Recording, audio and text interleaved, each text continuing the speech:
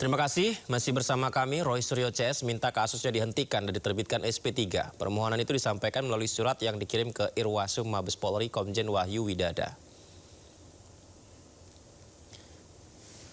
Roy Suryo, Rismon Sianipar, dan Dr. Tifa mengirimkan surat ke Inspektur Pengawasan Umum Mabes Polri Komjen Pol Wahyu Widada. Surat itu berisi permintaan penghentian penyidikan terhadap kasus fitnah ijazah palsu. Permintaan ini dilayangkan menyusul diterbitkannya SP3 kepada dua tersangka lainnya yakni Egy Sujana dan Damai Hari Lubis. Kubu Roy menilai jika dua tersangka lain bisa dihentikan kasusnya, maka untuk Roy, Rismon, dan Tifa harusnya diperlakukan sama. Selain itu, permohonan penghentian kasus Roy Suryo CS juga didasari oleh keterangan ahli yang dihadirkan yaitu mantan Wakapolri Ugroseno. Ini adalah press conference kita yang penting karena kita mengajukan sebuah surat yang penting, yaitu harusnya kasus ini dihentikan penyidikannya karena dari awal sudah melanggar undang-undang, melanggar peraturan. Jadi undang-undang dan peraturan di bawah undang-undang. Jadi baru saja rekan kami yang dipimpin oleh saudara Alkatiri itu menyampaikan surat ke Irwasum ya di Mabes Polri sana, tapi press conference-nya tetap di sini. Dan ini suratnya sudah ada tanda terimanya ya.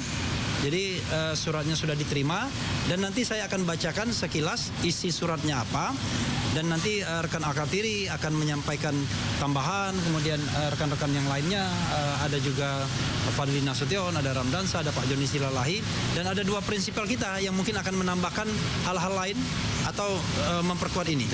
Ada Rismon Sianipar di sebelah kanan saya dan sebelah kiri saya Roy Suryo. Nah, ini ya, kenapa kami percepat?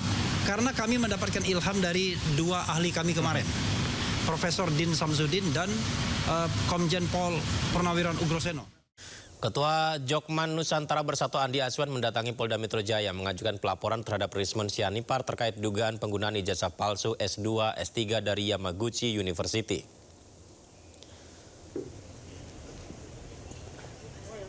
Ini juga tentang ijazah ya pemirsa, tapi kali ini pelaporan diajukan oleh Andi Azwan. Dugaan ijazah palsu S2, S3 penggugat ijazah Presiden ke-7 Joko Widodo. Jadi dugaan ijazah palsu ke penggugat ijazah palsu, dugaan ijazah palsu. Ya, pemirsa, Rismon Sianipar diketahui merupakan lulusan Universitas Yamaguchi. Dan hal ini diduga, Andi Azwan menduga lantaran warna ijazah S3 milik Rismon Sianipar terlihat berbeda. Andi menyebut polemik terkait ijazah ini sebagai maling teriak maling. Bang Bill ya, panggil topik di laki itu Bang Bill ini mengenai laporan yang tadi kita buat. Dan ini semuanya sudah ada mensreanya ya. Jadi kalau dikatakan selama ini maling teriak maling, inilah yang terjadi ya. Bahwasanya ini adalah sesuatu yang mereka lakukan mempolarisasi kehidupan masyarakat kita sehingga terbelah yang di bawah.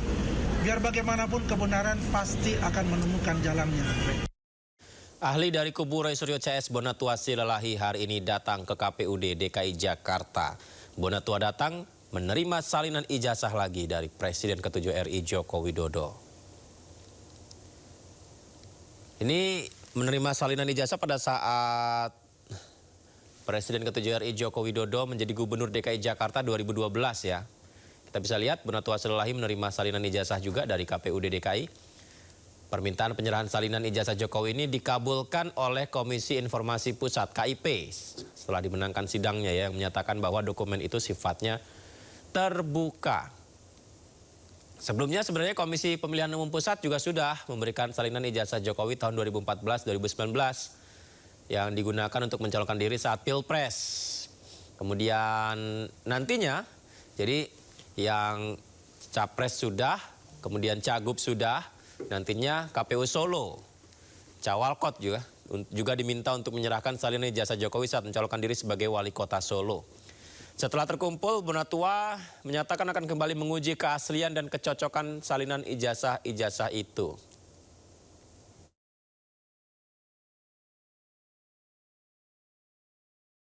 Dan Ini adalah yang dikasih adalah ijazah Bapak Gubernur tahun 2012 yang kebetulan adalah Bapak Joko Widodo.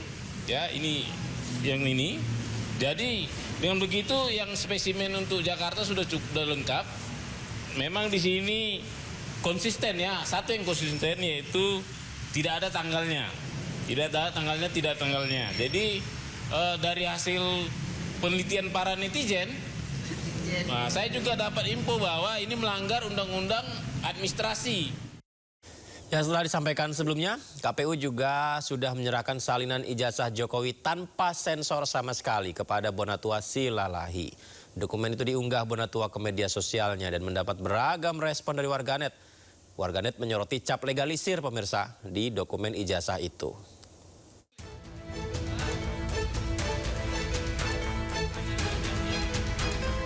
Komisi Pemilihan Umum telah menyerahkan salinan ijazah Joko Widodo kepada Bonatua Silalahi. Ijazah tersebut diterima oleh Bonatua tanpa ada item yang disensor, termasuk 9 item yang sebelumnya ditutup, kini bisa dilihat.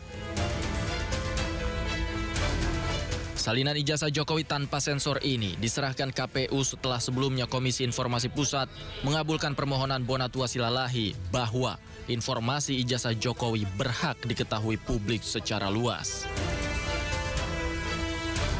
Menerima salinan resmi, fotokopi ijazah, ya ini saya fotokopi ijazah terlegalisir berwarna tanpa sensor. Menyambung kata Bang Mike tadi, ya. Inilah data ijazah pertama dari pintu depan KPU. Ya. Meskipun saya tahu, saya teliti banyak ijazah yang dari pintu belakang yang beredar ya. Nah, ini nanti akan kita teliti, tujuannya peneliti, mohon kita dibantu ya Pak publik. Isu ijazah ini kan sudah memecah kita jadi 2-3 kubu tadi. Nanti mari kita di medsos, di mana-mana kasih data yang benar. Ya. Yang pasti jangan sampai kita menjadi fitnah. Melalui akun media sosialnya, Bonatua membagikan foto ijazah Joko Widodo yang diterima dari KPU. Dari unggahan tersebut, terlihat beberapa item penting, salah satunya adalah cap legalisir dari Universitas Gadjah Mada.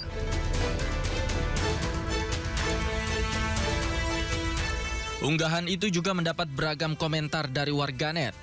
Beberapa di antaranya menyayangkan tak ada tanggal yang tertera pada cap legalisir ijazah tersebut. Meski beberapa item tak lagi disensor, namun warganet tak lantas percaya dan tetap bertanya, bisakah dokumen ini membuktikan keaslian ijazah Joko Widodo?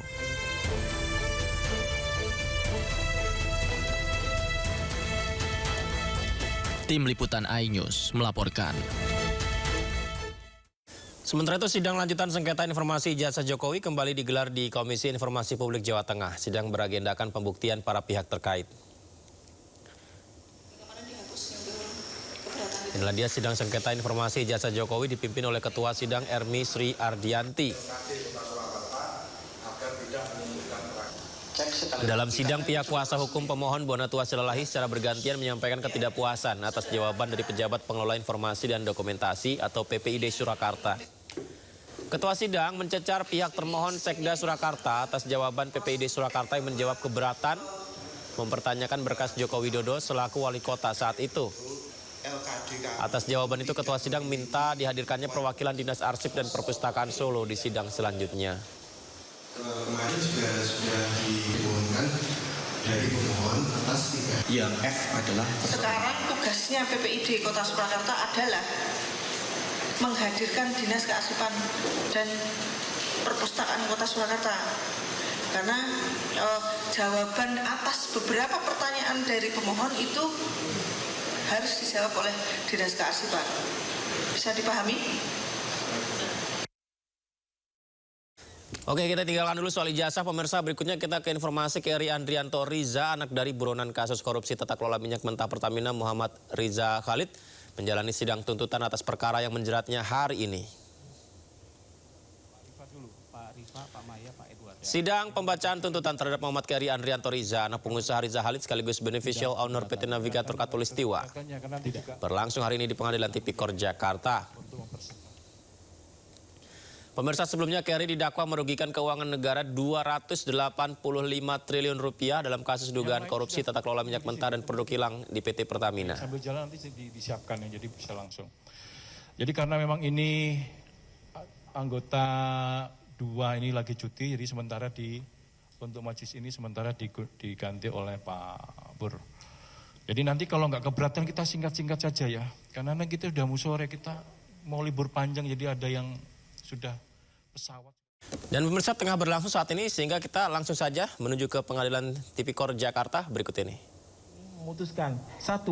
Menyatakan terdakwa Sani Dinar Saibuddin telah terbukti secara sah dan meyakinkan bersalah melakukan tindak pidana korupsi yang dilakukan secara bersama-sama sebagaimana diatur dan diancam pidana dalam pasal 603 junto pasal 20 huruf C Undang-Undang Nomor 1 Tahun 2023 tentang KUHP junto pasal 18 Undang-Undang Nomor 31 Tahun 1999 tentang pemberantasan tindak pidana korupsi sebagaimana telah diubah dengan Undang-Undang Nomor 20 Tahun 2001 tentang perubahan atas Undang-Undang Nomor 31 Tahun 1999 tentang pemberantasan tindak pidana korupsi sebagaimana dalam dakwaan primer penuntut umum. 2. Menjatuhkan pidana terhadap terdakwa Sani Dinar Saibuddin. Oleh karena itu dengan pidana penjara selama 14 tahun dikurangi selama terdakwa berada dalam tahanan sementara dengan perintah agar terdakwa tetap ditahan. 3. Menjatuhkan pidana denda terhadap terdakwa Sani Dinar Saibuddin sejumlah 1 miliar rupiah dengan ketentuan apabila denda tidak dibayar maka diganti dengan pidana penjara selama 190 hari.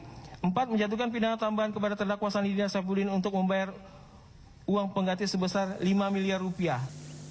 Presiden mengapresiasi Polri atas inisiatif mendukung program makan bergizi gratis MBG. Saat ini program MBG menjangkau lebih dari 60 juta penerima manfaat dengan dukungan lebih dari 22.000 dapur SPPG tersebar di 38 provinsi.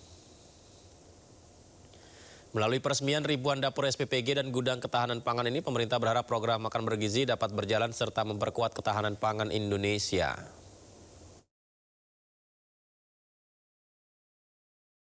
Ada momen menarik pemirsa saat Presiden Prabowo menghadiri peresmian SPPG dan gudang ketahanan pangan yang berlangsung di SPPG Polri di Palmerah, Jakarta Barat. Dalam kesempatan itu, Presiden mencicipi langsung menu makan bergizi gratis.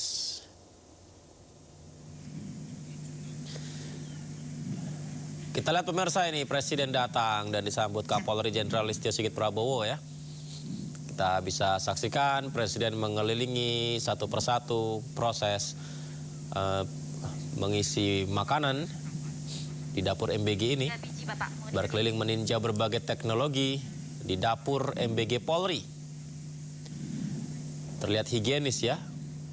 Prabowo juga masuk ke dalam SPPG Palmerah. Beliau menyaksikan para pekerja mengolah bahan jadi menu MBG. Semoga ini merata ya. Proses pembuatan makanan MBG ini semoga seperti ini semua di seluruh Indonesia sehingga higienis dan bergizi untuk anak-anak Indonesia. Dalam kesempatan ini Prabowo juga mencicipi langsung makanan yang disiapkan di menu MBG hari ini dan memastikan MBG didistribusikan ke siswa terhindar dari zat berbahaya. Di SPPG Palmerah ada area dibuat khusus untuk membudidayakan berbagai pangan seperti ikan hingga sayuran yang bisa jadi bahan baku MBG.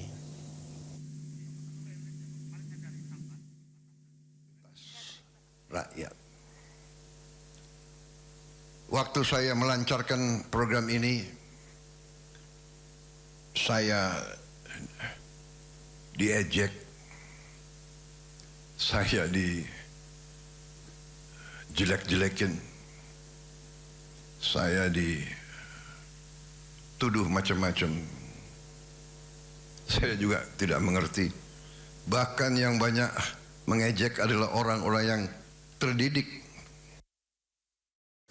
Dan Presiden juga menganugerahkan tanda kehormatan bintang jasa kepada Wakapolri, Kepala Badan Gizi Nasional, dan sejumlah pejabat negara lainnya. Penganugerahan dilakukan dalam peresmian 1179 SPPG dan 18 gudang ketahanan pangan Polri tadi. Presiden Prabowo Subianto menganugerahkan tanda kehormatan bintang jasa dan Satya Lencana Wirakarya kepada sejumlah pejabat. 2 diantaranya adalah Kepala Badan Gizi Nasional Dadan Hindayana dan Wakapolri Komjen Polisi Dedi Prasetyo. Penganugerahan tanda kehormatan dilakukan di sela kegiatan peresmian SPPG dan gudang ketahanan Polri. Tanda kehormatan ini diberikan sebagai bentuk penghargaan atas jasa mereka yang berdampak pada keselamatan, kesejahteraan, dan kebesaran bangsa. Kepala Badan Gizi Nasional Dadan Hindayana menerima bintang jasa utama, sedangkan Wakapolri Komjen Pol Dedi Prasetyo dianugerahi bintang jasa pratama. Selain itu, Irwasum Polri Komjen Wahyu Widada juga menerima tanda jasa Naraya.